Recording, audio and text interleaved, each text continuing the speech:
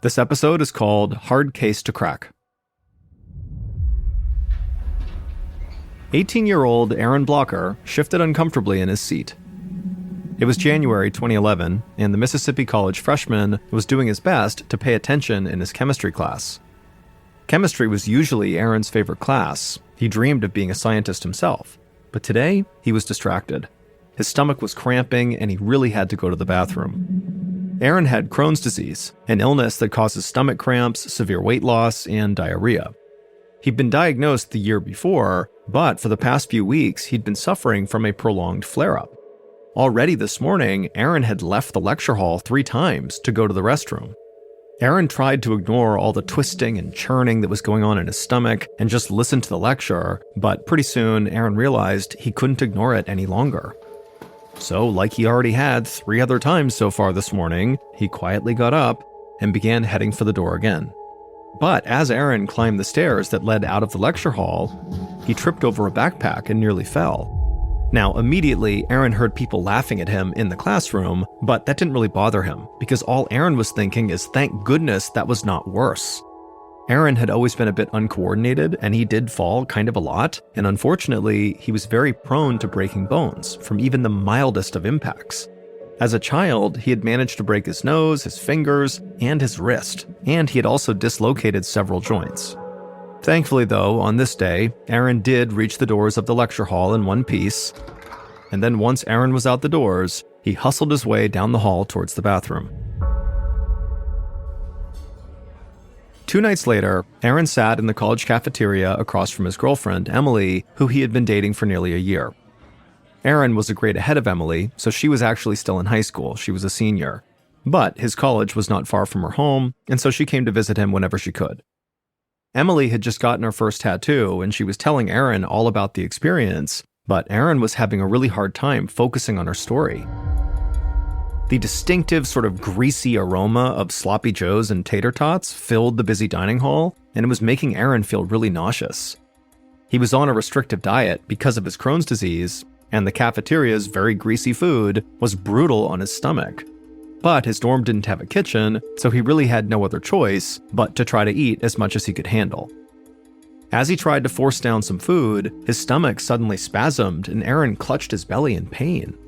Emily saw this and stopped her story and asked if he was okay, but Aaron sort of brushed it off. He said he was used to the pain and told her not to worry.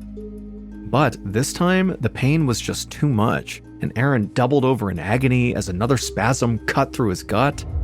Emily shot up from her chair and put her arm around him, and then whispered to him that he really needed to go see a doctor. And Aaron nodded and told her that, his abdominal pains had been getting worse and worse for days. And so Emily gathered up all their things and then called a taxi to take them to the nearest hospital.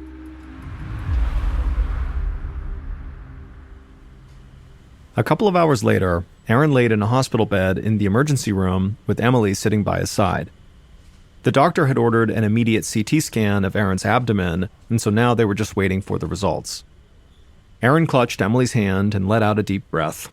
He was, unfortunately, quite used to hospitals, doctors, needles, and machines.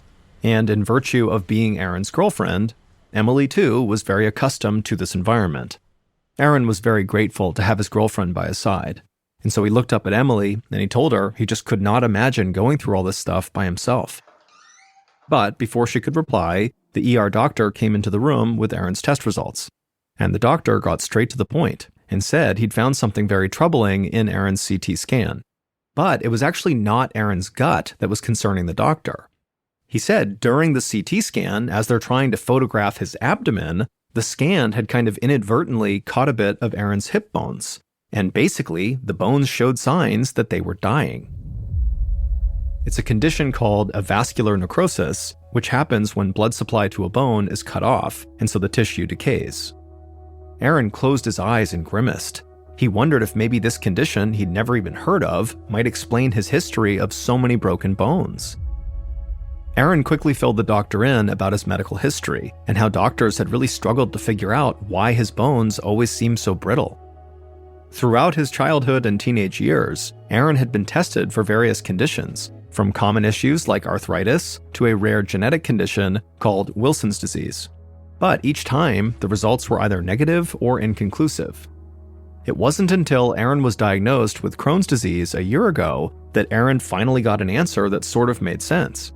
His doctor had told him that because his Crohn's disease had been untreated for so long, Aaron had been malnourished, and as a result, his bones were weakened. But that was a year ago, and since then, Aaron had done everything in his power to eat right and build up his strength, and so it just seemed like, he would have been doing better by now. The ER doctor listened closely and took a bunch of notes. Then, after Aaron was done speaking, the doctor asked him if he was taking any new medications. And Aaron nodded and said that yes, for the past 8 weeks, he'd been taking low doses of a steroid called prednisone to help reduce the inflammation caused by Crohn's disease. Aaron could see from the ER doctor's expression that he was puzzled. The doctor said that steroids could cause bone damage like this, but only with prolonged use and high doses. In his opinion, 8 weeks was just not enough time to cause this much damage to Aaron's hips. But just to be safe, the ER doctor recommended that Aaron go see the other doctor who'd prescribed him this steroid to see if maybe they could change his treatment plan. Aaron's mind was swirling. He had convinced himself that if he could just get his Crohn's disease under control, he could live a normal college student life. But now here he was being told he had an even bigger problem with no clear solution. And so Aaron shook his head in disbelief. But at the same time, he tried to stay positive. He hoped that if he stopped taking steroids, his bones would stop breaking down and he would get better. 2 years later, on a muggy summer day, Aaron clutched the sticky vinyl seat of a campus shuttle bus. Every time the bus hit even the smallest of bumps, Aaron would feel pain shooting through his hips. Aaron was now 20 years old and working hard towards his degree in biology and medical sciences. It was fascinating to him to learn how the human body worked. He hoped that someday he'd know enough to understand what was happening to him. Because Aaron was still in constant pain. His weakened hips made it really hard for him to walk around campus, so he took the shuttle bus as often as he could, even though it was quite painful. Right after visiting the emergency room 2 years earlier, Aaron had stopped taking steroids, but that hadn't helped, and his hips had only gotten worse. At this rate, Aaron knew he could be facing a hip replacement surgery before he even turned 30 years old. When the shuttle bus came to a stop, Aaron carefully climbed down the steps and limped into the lobby of the school's medical building for an appointment with his orthopedist. He sighed as he shuffled his way into the very familiar waiting room. Doctors and nurses and hospitals were now as much a part of Aaron's life as college professors. A few minutes later, Aaron hobbled into an exam room and climbed up onto the crisp white paper covering the examination table. When the doctor arrived, he asked Aaron to lie down, but Aaron was in so much pain, the doctor had to actually help him lie down. After poking and prodding Aaron and also guiding Aaron's legs through several movements to check his range of motion, the doctor stepped back and grabbed Aaron's latest scans and began looking them over. And as he did, Aaron could tell he was very likely about to hear some bad news. He had seen that same concerned look on many doctors' faces in the past. Finally, the orthopedist lowered the paperwork and told Aaron that his avascular necrosis in his hip bones had continued to worsen and it was leaving behind a lot of dead bone tissue. And so he wanted Aaron to consider a surgery called core decompression to remove the diseased bone in Aaron's hips. Once the dead bone was gone, new blood vessels could develop and healthy bone could grow back. Ideally, this procedure would reduce Aaron's pain and help him avoid total hip replacement surgery down the road. Aaron was so desperate to feel better that he only had one question. How soon could they schedule this surgery? 8 weeks later, Aaron was at home in his small off-campus apartment, studying in bed. He hadn't been able to move much since his surgery, and he was irritable at how slow his recovery had been. He was having trouble focusing on the biology textbook he was reading, so he put it down and reached for the TV remote. But when he clicked the power button, the TV wouldn't turn on. Aaron wondered if maybe the remote's batteries were dead, so he carefully swung his legs over the side of the bed, grabbed onto his headboard, and pulled himself upright. Then Aaron grabbed the aluminum walker right next to his bed that he needed just to get around, and he inched his way across the room to his desk. He pulled 2 AA batteries out of the desk, but then he dropped one of the batteries as well as the back of the TV remote onto the floor. And Aaron suddenly thought to himself, what is he going to do? Getting down on the floor on his hands and knees was just totally out of the question. It would not only be very painful, but he also might not be able to stand up again. And so Aaron just suddenly felt overwhelmed by how much pain he was in, how inconvenient his life now was, and also just the fact that 2 months after surgery, it just did not feel like he was getting any better. But just then, Aaron heard the key in the front door, and a moment later, his girlfriend Emily called out his name. Aaron was so relieved that she was there. He yelled that he was in his bedroom and he could really use some help. Emily came into the room, and she could see that Aaron was very distraught. She helped him back into his bed and then reached under the dresser to retrieve the battery and the back of the remote. Emily suggested that Aaron just close his eyes for a half hour and she'd make him some lunch. Aaron smiled and felt so thankful to have Emily in his life, and then he did close his eyes. But Aaron was too anxious about his situation to fall asleep. It felt like his life's goals were slipping away from him. Aaron had had to take time off of school after the surgery, and he didn't want to delay getting his degree any longer. And so he really just had to find a way to get better soon, or else the future that he longed for with Emily just wouldn't be able to exist.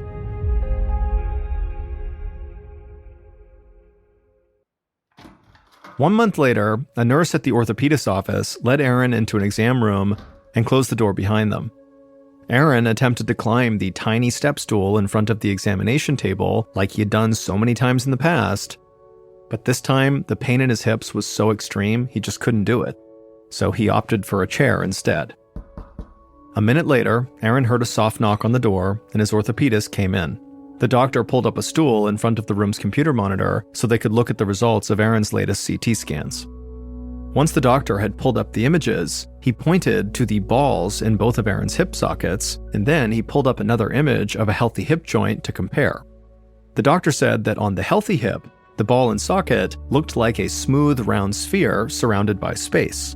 But on Aaron's hips, the balls looked broken down and fractured. The joints were surrounded by white shadows that represented scar tissue that had grown and grown over the years. This was obviously not what the doctor or Aaron had hoped for. The bones in his hips were grinding together and continuing to break down, which meant the core decompression surgery was a failure. Aaron asked the doctor why his bones kept decaying no matter what doctors recommended, and the doctor admitted he simply didn't know. The doctor said the next step would be a double hip replacement surgery. But he assured Aaron that although it was unusual to replace hips in someone so young as Aaron, it was a common surgery with great results. And so he told Aaron that after his surgery, he would very likely be able to walk easily again and his pain would be gone. But despite that, this was still a very difficult decision for Aaron. If he went through with the hip replacement surgery, he would need up to a year of recovery and rehab, which would mean putting his schoolwork on hold again when he was so looking forward to graduation and doing scientific or biomedical research in the real world. And so this was going to be a really challenging decision. But then Aaron stood up to go get his jacket, and his hips hurt so much just walking the 3 feet to the coat hanger, Aaron realized he really had no choice here. The pain was so bad and it was only getting worse, and so he basically had to do the hip replacement surgery. 4 years later, in 2016, the clock radio on Aaron's nightstand belted out a pop song, jolting him awake. Aaron rolled over and hit the snooze button, and as he did, he smiled. Before his hip replacement 4 years ago, rolling over would have been so painful, but now he was moving just fine. It had taken a long time to become this healthy again. Following the hip replacement surgery, Aaron had to stop going in person to school and take online classes in order to finish his degree on time. He spent his time mostly indoors and bedridden, but slowly he had regained his mobility and had gotten his life back on track. Aaron had graduated from college and was now pursuing a master's degree in biomedical research at Mississippi College. At the age of 24, 4 years after the surgeries, Aaron was finally focusing on his future rather than his pain. Through it all, Emily had stayed by his side, like always. And at the end of 2012, Aaron asked her to marry him, and to his delight, she had said yes. They were married on August 1st, 2013, the best day of Aaron's life. Aaron could hear Emily in the kitchen cooking up some breakfast. A moment later, she called to him and asked if he wanted some eggs. Aaron yelled back that he'd be right there as he put his slippers on. Just then, Aaron's alarm clock went off again, and without thinking, Aaron twisted around to stop it. And as he did, he suddenly felt an excruciating pain in his left hip. The worst pain he had ever felt in his entire life. Aaron instantly writhed in pain and fell back on the bed and shouted for Emily. She rushed into the bedroom and tried to help Aaron stand, but he couldn't move his left leg at all because the pain was now totally unbearable. And so through gritted teeth, he asked Emily to hand him his phone, and when she did, Aaron called a friend, and a few minutes later, that friend arrived, and together with Emily, they helped lift Aaron up and carried him out to the car so they could drive him to the hospital. An hour later, Aaron lay on a gurney staring up at the hospital ceiling lights flashing past him as the ER staff whisked him down a hospital corridor to the CT scan room. Aaron had hoped that these emergency visits were behind him, but here he was again amidst the smell of disinfectant, the high-pitched sounds of equipment, and very sick people just like him.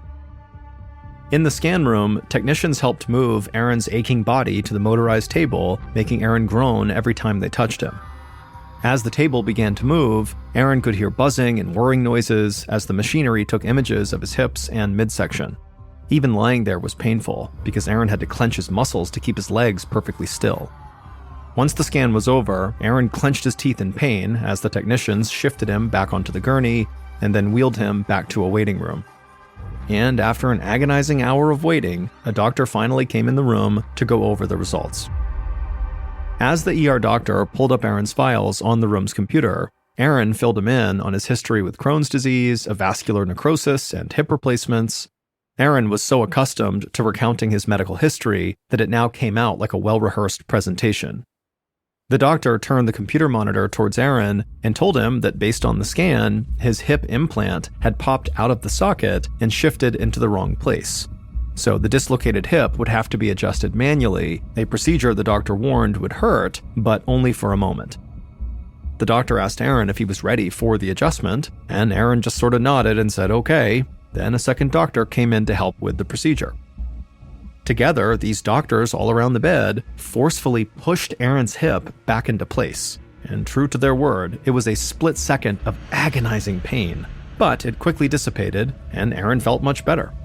He asked the doctor what was next, and he got a familiar answer. Go back to your orthopedic surgeon for a follow-up. Several days later, Aaron sat inside the usual exam room at his orthopedist's office. The doctor examined Aaron's CT scans in silence for a minute, and then finally he spoke, and Aaron felt his heart sink. The doctor said that even though they had successfully popped the hip back into place, that didn't solve the underlying problem. Aaron's left hip implant had become loose because the bone around it was still decaying, and it was now only a matter of time until the same thing happened with his other leg. As a result, his hip implants were now too small to properly fit inside of their sockets. Aaron was shocked. How could this have happened? He'd followed all his doctor's instructions for years throughout his multiple recoveries and rehabs. He was very careful with his hips and he stayed away from really strenuous activities. And yet, he'd still dislocated his hip just from getting out of bed. It felt like all the progress he'd made was kind of for nothing. Aaron wondered what he could even do at this point to ease his pain.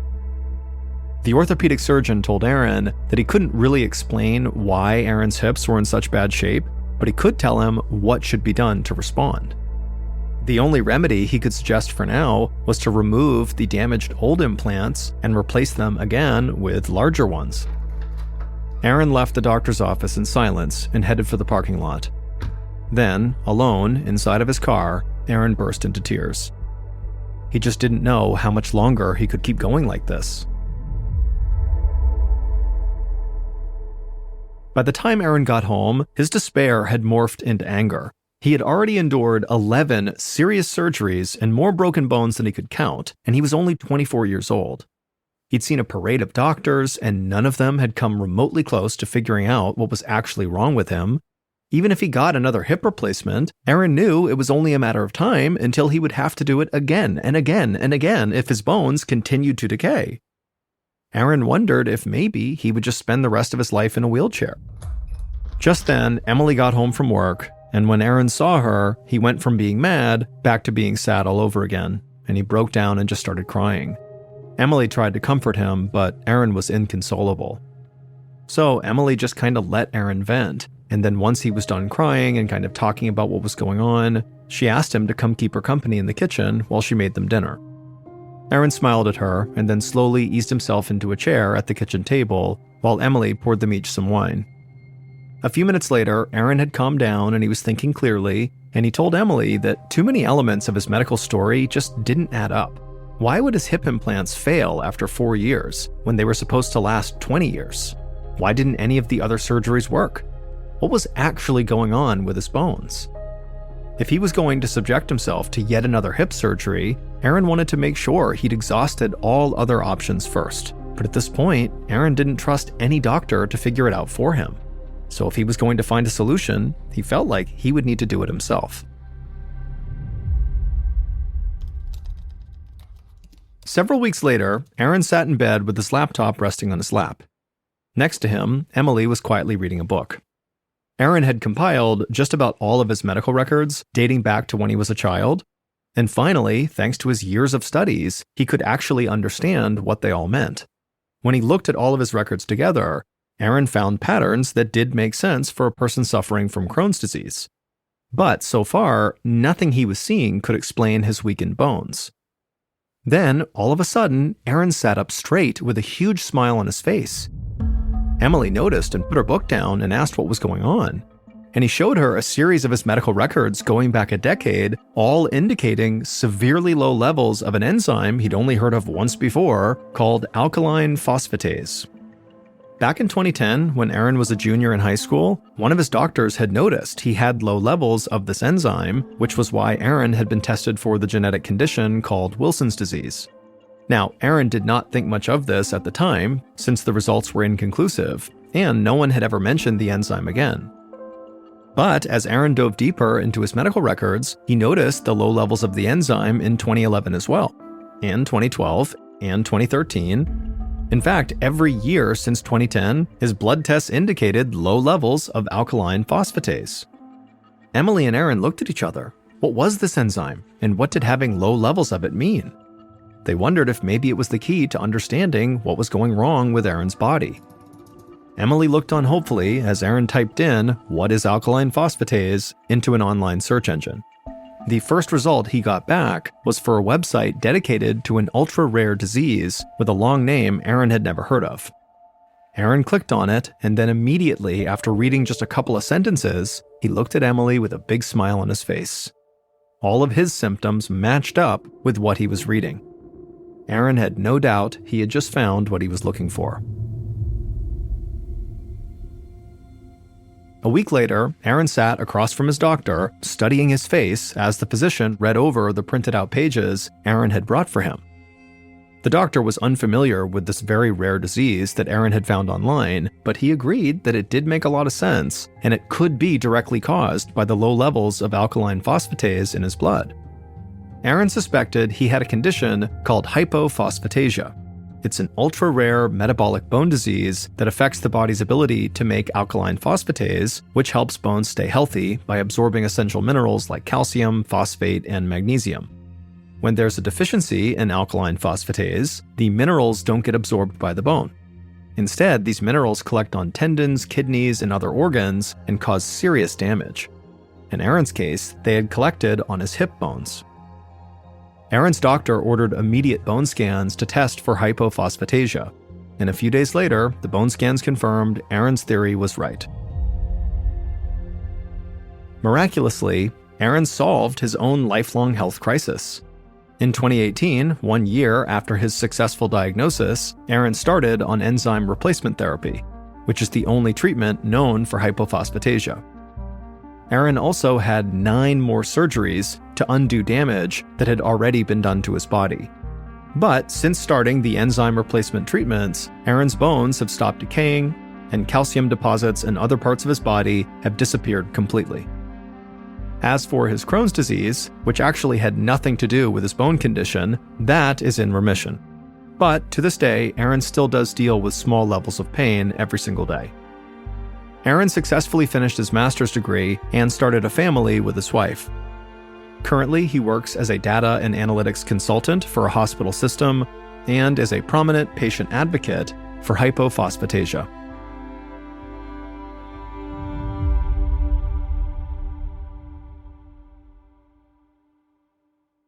Hey Prime members, you can listen to new episodes of MrBallen's Medical Mysteries early and ad-free on Amazon Music. Download the app today. And also, Wondery Plus subscribers can listen to MrBallen's Medical Mysteries ad-free. Join Wondery Plus today. Before you go, tell us about yourself by completing a short survey at listenersurvey.com.